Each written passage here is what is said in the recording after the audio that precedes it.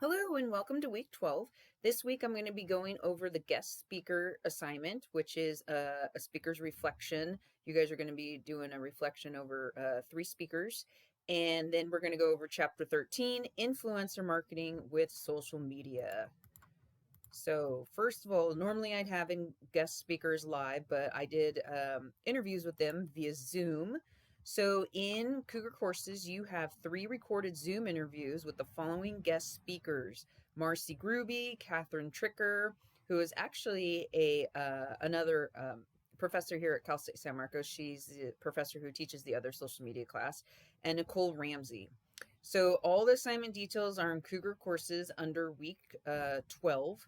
And I have the links to the YouTube videos are all right here. So you can see all the details on what is expected from you after you watch these 3 videos on your reflection assignment. All right, so moving on, influencer marketing with social media. So the learning outcomes of this chapter is to identify and define the types of influencers, understand what a social media influencer is and the power of influencer marketing, describe what makes a good influencer, understand the benefits of influencer marketing with social media, and create a social media influencer marketing strategy. So what's an influencer? It's someone who carries influence over others. So influencers in your life right now could be your parents, siblings, family members, professors, even friends. Some of you might even have mentors already. Influencer marketing focuses on using influencers to promote a brand, a product, or a service. So, for example, we see celebrity and athlete endorsements all the time out there. They're influencers. In 1933, so a little history on influencer marketing. In 1933, Dodge created an ad for the new salon Six Bro, and I'm not a car person, so I'm totally going to slaughter this, Broham, featuring Babe Didrikson, a female American athlete and Olympian. So a social media influencer is someone who exerts his or her influence through social media. So influencers are changing the way that companies market their products. They're using influencers to market the products for them. This social media gives anyone from around the world an opportunity to have a voice, and brands are noticing. So more and more, especially with COVID happening and people not being out as much, using more of those influencers to market their brand. Here's a YouTube video, quick video for you guys to watch on that. So some more statistics on influencer marketing. Influencer marketing contains content delivers 11 times higher ROI than traditional forms of digital marketing. 54% of female consumers purchased a product after seeing it recommended by an influencer, and 45% have followed a brand directly from an influencer's post. 70% of teenage YouTube subscribers trust influencer opinions over traditional celebrities. 86% of the most viewed beauty videos on YouTube were made by influencers, compared to 14% by beauty brands. I know me with all my running stuff, I'm going to buy what other influencers and athletes are using, right? Instead of what the brand's posting. I want to see what that athlete used, what pair of shoes, what type of shoes she wore for that race.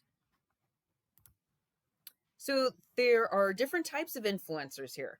So we have mega influencers, which are the people with a vast number of followers, usually over 1 million. So these are like your Kardashians, your top celebrities, athletes, musicians, sometimes reality TV stars. However, services can cost up to $1 million per post. And these influencers usually have agents. So if you're a company looking to hire a famous basketball player to do a post for you, first of all, you're going to have to go through their agent. Second of all, it's going to cost you a lot of money here. Then we have macro influencers, and these have followers in the range of 40,000 to 1 million. It consists of 2 types of people, either B-grade celebrities, so celebrities who haven't made it big yet, or successful online experts who have built up more significant followings than the typical micro influencers. They have a high profile and can be excellent at raising awareness. However, a lot of these followers can be fake. There was a time, I want to say it was 4 years ago now, there was a time when people could buy followers, and we call them vanity followers. So just because someone has maybe 80,000 followers, it doesn't mean they're all real. So you have to vet them out. You have to make sure they're authentic. and before you start engaging with them. Next, we have micro influencers. So, this is ordinary, everyday people who have become known for their knowledge about some specialist niche with the following between 1,000 and 40,000. So, me personally, in the trail running community, I'm considered a micro influencer. My Instagram has, I think it's like 3,100 right now or something like that. Have usually gained a sizable social media following amongst devotees over that niche, and over time. So they've actually worked on it, and they actually have relationships and interactions with those followers. Because they have a smaller amount of followers, they can actually manage these people and engage back and forth with them. Um, the thing about companies who reach out to them, however, they may not be aware of that company when they reach out to them. So a company will have to convince influencers why they should be an influencer for that brand. I get brands hitting me up all the time to do influencer projects for their clothing companies and different things I've never even heard of. Most of the time, I don't accept the influencer, but if it does sound like a cool product and I try it and I like it, then I'm going to promote it. So, also with micro influencers, they're picky about whom they work with. Some promote brands for free, some expect payment or just free product. So, if you're a smaller company and you don't have a large budget, micro influencer might work with you if you send them free product. They're becoming more and more famous. Me personally, I don't get a paycheck, but I get all the free product I want from the brands that I promote. I'm working with Sierra Nevada right now on getting a monthly paycheck, so that would be very nice. Not just getting free beer, but actually getting a paycheck. So I'm moving on up the influencer world. Next, we have nano influencers. This is the newest influencer type to gain recognition with less than 1,000 followers. So even though it's a small number of followers, they tend to be expert in an obscure or highly specialized field with very engaged followers that listen to them and really are influenced by them. Can be extreme importance to firms who make highly specialized and niche products. So there are those people out there and they are needed. So here's a couple posts that I did a few years ago for Nathan Hydration, the hydration packs that I wear while trail running. This is me in the Grand Canyon after running rim to rim to rim. And this is me at a desert race. There's a race called Baby Badwater that I run every year. It's in August. It starts at like 9 a.m. So it's the middle of the summer, 9 a.m. in the desert. So on purpose, so that the temperatures are anywhere from 100 to 115 degrees. This is a special long sleeve shirt I wear, summer shirt, and you can see all my desert gear here. That's ice in that handkerchief in my neck. So yeah, I'll do posts for Nathan Hydration all the time because I'm an influencer for them. And they send me all the free product I want. Here's a couple more shots post talking about the product using the proper hashtags. So what makes a good influencer? The reach, definitely. The quantity of people that an influencer is able to deliver a message to. Common misconception, though, social media influencers need to have millions of followers. Not necessarily. If your followers are very influenced by your posts, you don't need to have a whole bunch. These micro influencers are working great right now for these companies. Credibility, the level of trust given by followers based on perceived knowledge or expertise on influencers. Credibility is considered more important than reach. I know with my followers, I'm very authentic. If I try something out and I may not like it 100%, I'll be straight honest in my post. Like, hey, this little part could have been better, or, these pants didn't really work out for me after I ran 20 miles, but when I ran 10 miles, they did work. I'm very authentic, credible, and honest with my posts. So again, authenticity. A good influencer generally believes in the brand that they are promoting and what it stands for. Activity. They're very active on social media, publishing content daily or weekly. I would say more daily. Influencers are online a lot. And engaging. When followers mention the influencer or ask questions, it's important to acknowledge followers by liking or commenting back. Again, why those micro influencers work better for companies, because they actually have time to respond back to people's questions. Some of the benefits of influencer marketing is increased exposure, brand awareness, improved search ranking, more credibility, effective reach with a target market, getting new leads, and of course, conversion. So creating a marketing strategy for influencers. Step 1 is establish your goals. Establish specific key performance indicators, so your KPIs for each goal, so that you can measure the success of the influencer marketing strategy. Determine who you are trying to influence and the channels they are on. I feel like with a lot of influencer work, it's mainly Instagram, but we're getting a lot into TikTok now. Step 3, identify influencers that your target market will trust. So if the goal is to reach the largest audience possible, a big name celebrity may fit, but remember it's going to cost you a lot of money. For a more targeted approach, you may want to work with micro influencers who are more cost effective, but could achieve similar or even better results. Step 4 is before reaching out to a potential influencer, monitor what he or she is saying and decide the best ways to engage with them. Share, like, or reply to an article or blog he or she has written, provide feedback, praise on a blog or social media post with a comment. So kind of building a relationship first so that you don't just like send them a direct message and then be like, who the heck are you? Never heard of you. Step 5, reach out to discuss a potential partnership.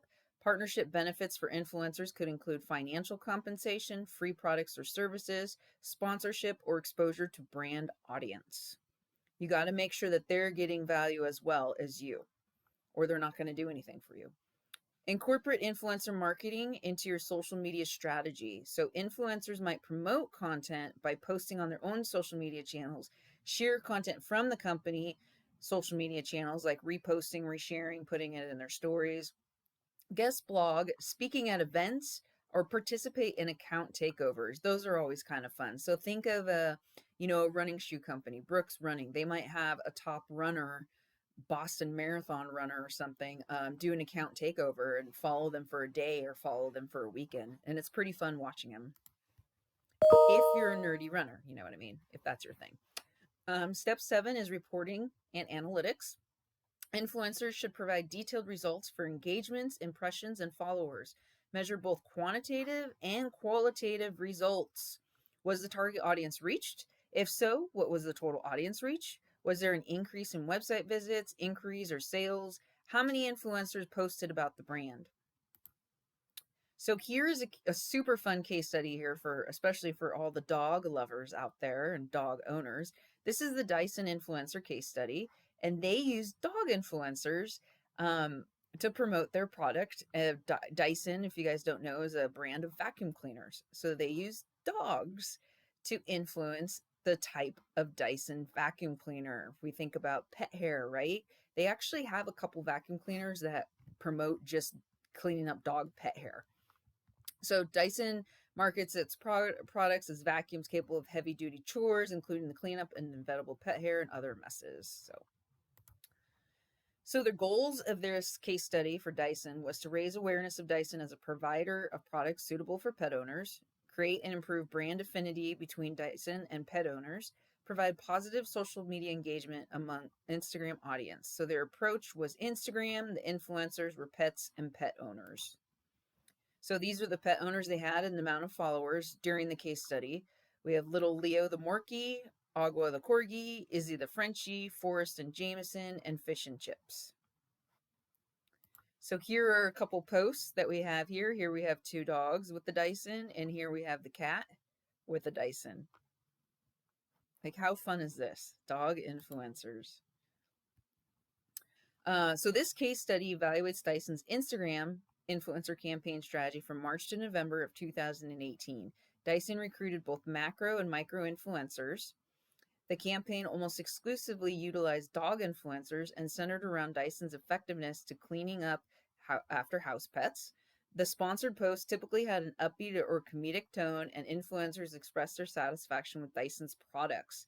They had their own tags that they let the influencers know about, but they also let the influencers write their own posts and kind of have creative freedom, which is nice because then it comes from their voice. It's more authentic and it's more real.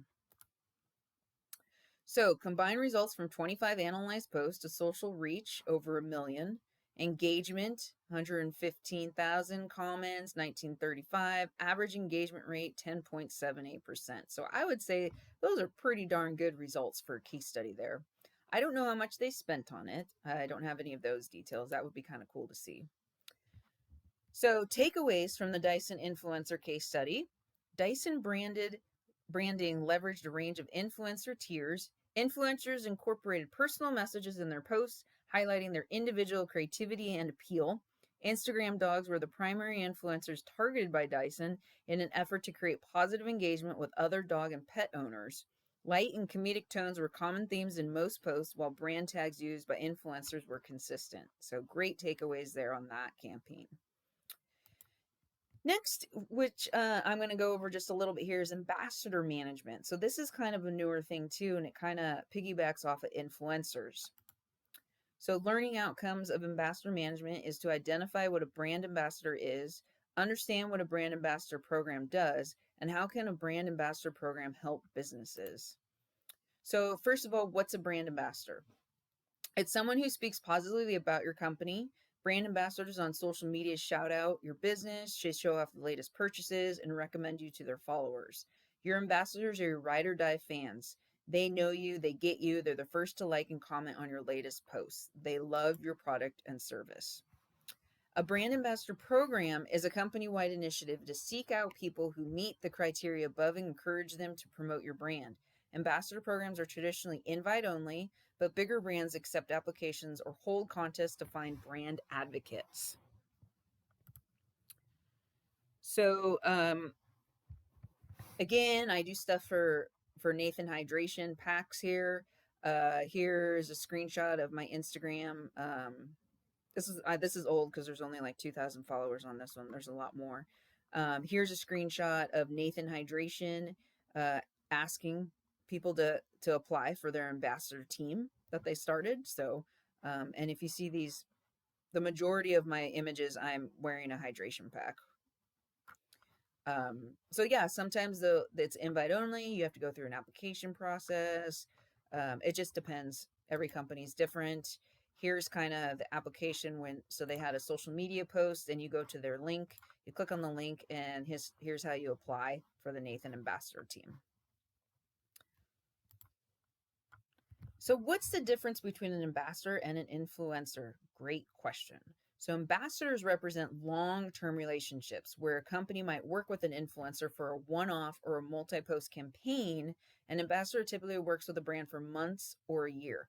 I know companies like Nathan, you apply every year into the program. Relationships with influencers are typically more transactional, so you're paying them more with money. Although brand ambassador programs usually involve some sort of financial compensation, true ambassadors are willing to work in exchange for product only.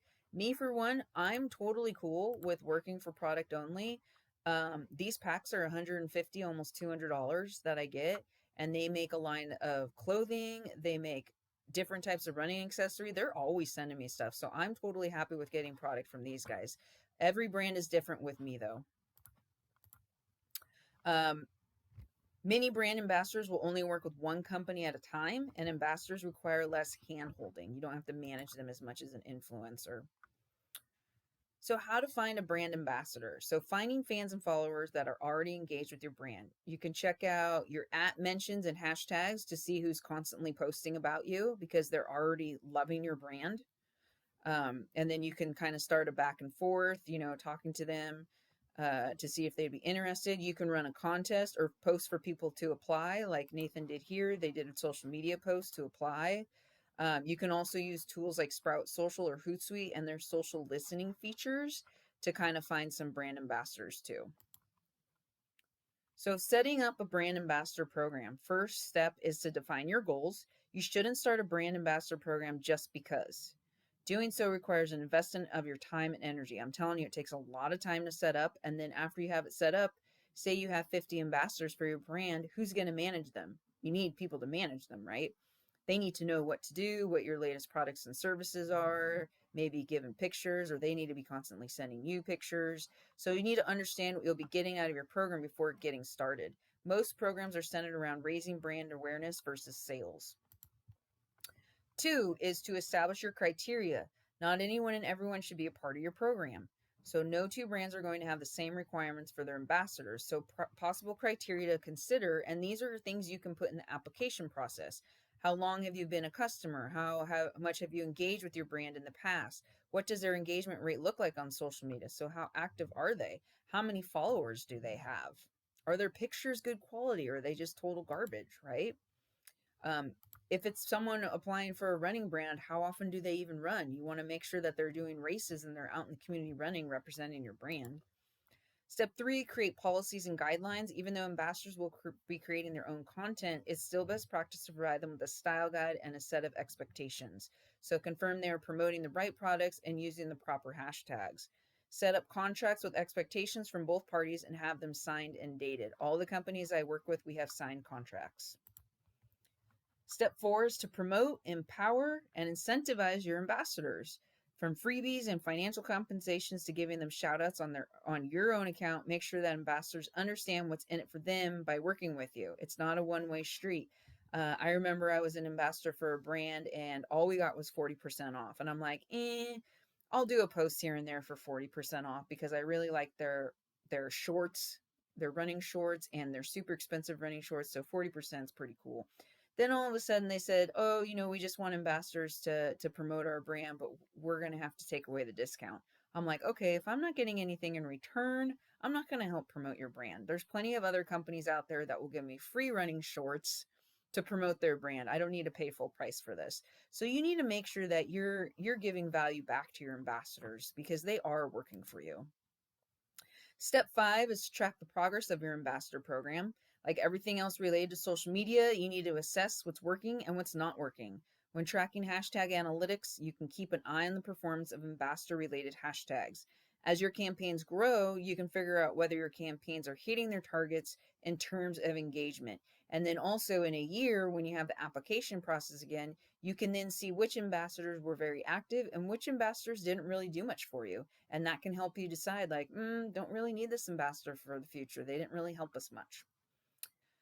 Okay, so that's what I got for ambassador management. So for week 12 assignments, we have our check-in 4, quiz 13, simulation round 9, and your first blog will be due. I look forward to reading these. I love reading your guys' blogs. So email me if you have any questions and have a great week.